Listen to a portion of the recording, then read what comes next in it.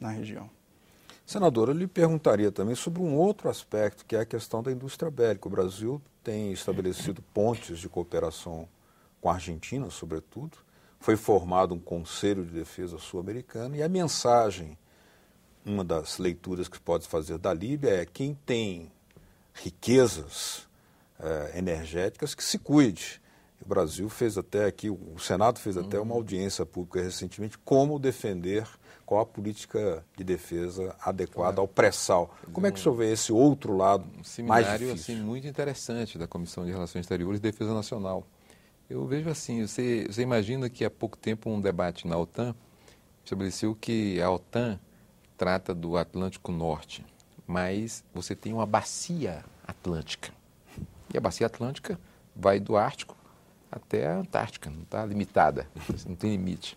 Isso apareceu recentemente e coincidiu exatamente com a descoberta do pré-sal e o início da exploração. Quer dizer, primeiro você descobriu, depois o cara dá um tempo, eles descobriram, mas vai ver que eles não têm capacidade de explorar.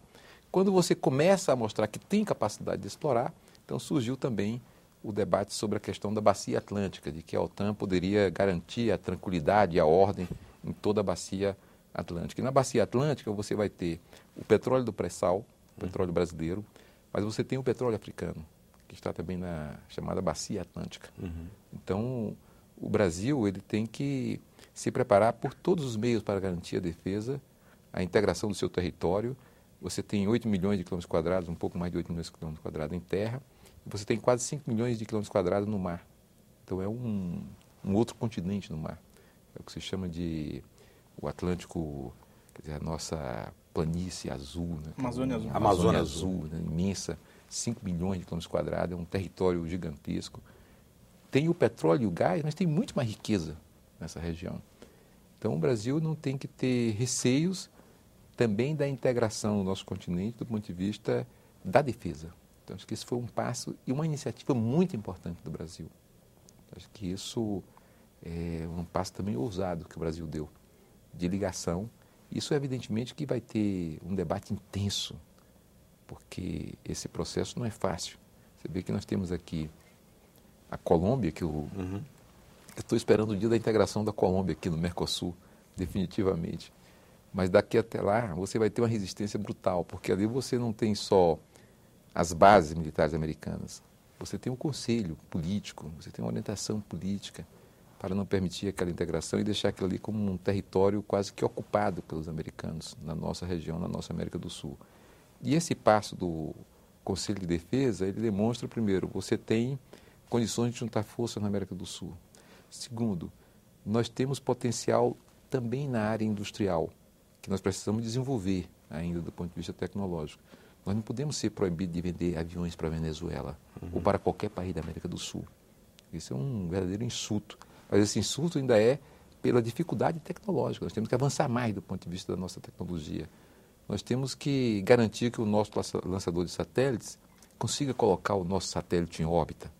Porque qual é o problema de você fazer um lançador, Beto e André? É que o lançador, quando você põe um satélite em órbita, você não apenas põe o satélite em órbita, você está dizendo para o mundo que o seu foguete vai em qualquer lugar. É isso que você está dizendo, entendeu? Então, esse processo é uma batalha no campo tecnológico e também imensamente no campo político, porque a sua tecnologia não vai se desenvolver sozinha, ela tem que ter uma decisão política. E tanto o presidente Lula trabalhou nesse terreno, como agora a presidente Dilma, ela tem plena consciência dessas necessidades na área da defesa brasileira, que tem que incentivar principalmente o desenvolvimento tecnológico e tem que fazer isso numa parceria já com a América do Sul. André, uma última questão, eu pediria que você fosse mais rápido, porque o tempo está... Mas é mais tempo rápido você... do que o senador que falou. Né? Que é o seguinte, diferenças entre o BNDES e o Banco do Sul, de funções que eles podem cumprir. Bom, ambos são, e o Banco do Sul será um banco de fomento. Então não vai ser um banco como o FOSEM, por exemplo, o Fundo de Convergência Estrutural do Mercosul, cujo objetivo é financiar fundo perdido. Né? O Banco do Sul não, ele tem critérios de rentabilidade, ele vai atuar nos setores dinâmicos da economia, ele não vai... o projeto que não tiver rentabilidade não vai ser financiado, isso pelo próprio estatuto do banco. Né? ele, assim como o BNDES, ele pode ter captação, ele vai ter captação dos tesouros nacionais, só que agora é em termos multilaterais, né? Vai ser captação de tesouros, mas ele também vai ter uma captação externa via mercados, ele também vai poder avançar nisso.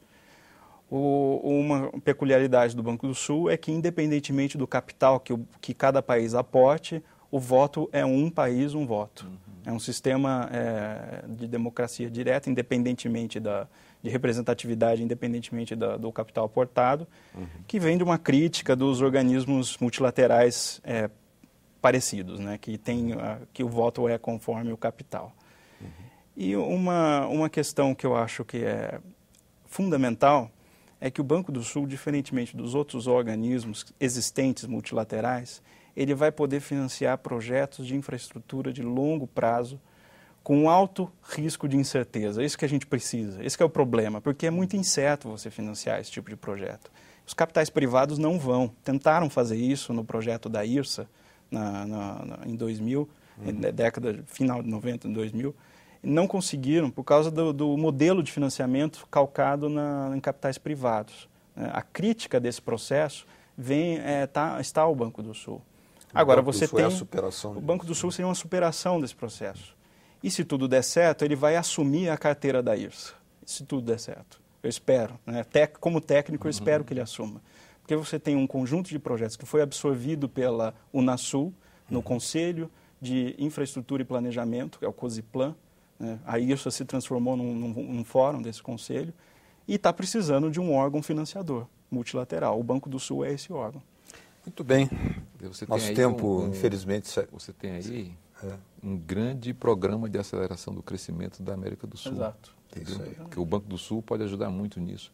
E uma coisa que o André estava me dizendo aqui no nosso intervalo é que o Banco do Sul ele cria essa possibilidade de maior aproximação, quer dizer, das economias. Embora o Brasil tenha uma economia muito acima das demais, você tem aportes praticamente iguais. A Argentina vai aportar igual, a Venezuela vai aportar igual, o Brasil igual. Então isso cria um outro clima para a América do Sul. Isso, digamos assim, liquida um pouco esse discurso imperialista, entendeu? Acho que facilita a integração maior. Ok.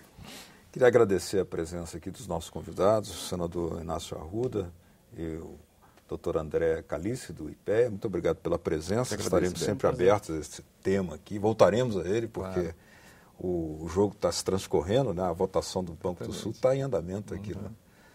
E agradecer também a vocês de casa que nos acompanharam. Muito obrigado pela sua atenção. Caso queiram baixar esse ou outros programas da TV Senado, aí na tela está uma forma de fazê-lo. www.senado.gov.br/TV. Muito obrigado mesmo pela sua audiência. Até o próximo Cidadania. Tchau.